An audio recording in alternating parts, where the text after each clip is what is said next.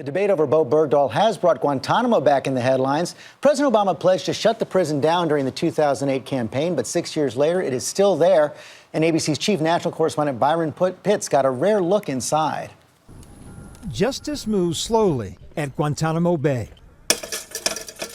Of the 149 who remain inside the wire, some, like alleged 9/11 architect Khalid Sheikh Mohammed, will face trial. But many others, like the 5 Taliban commanders freed in exchange for Sergeant Bo Bergdahl, were never charged. At this point, we're standing no more than 10 feet away from the detainees. They can't see us, though. This glass we're looking through is one-sided. We can see in, but they can't see out. Inside one camp, it's dark. We're asked to keep quiet. They're calling for the guards, so you guys can't be seen. We step back. You notice when the guards went in, they wore those protective shields to protect their faces. I'm whispering because that's what's required in this space. Shields, we're told, protect from cocktails of urine and feces that have been hurled in their directions. A few minutes later, afternoon prayer begins, and we're soon escorted out. 700 men have come through Gitmo since the beginning of the War on Terror, when these pictures of shackled and hooded men shocked the world. Some say past allegations of waterboarding and hunger strikes have turned this place into a terrorist recruiter's dream. These men are ghosts. They're not being held for who they are. They're being held for our idea of who they are. Defense Secretary Chuck Hagel has final sign-off on transfers, and the White House has been pressuring him to pick up the pace of transferring low-level detainees. National Security Advisor Susan Rice reportedly asking last month for updates, quote, every 2 weeks.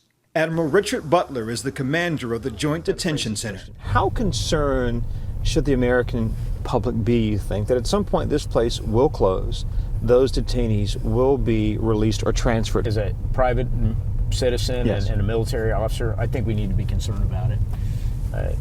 Why? Once we transfer them to another country, we're obviously losing control over that.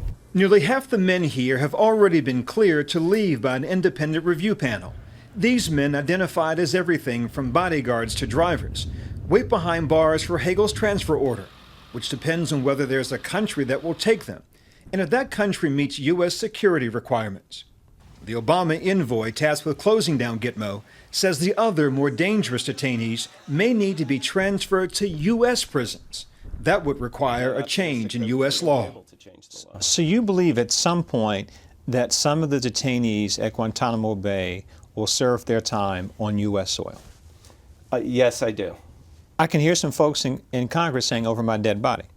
In addition to other issues with Guantanamo, it is enormously expensive. So as the sun sets on Gitmo, the dilemma: which of these prisoners pose a continuing threat, and where should they go?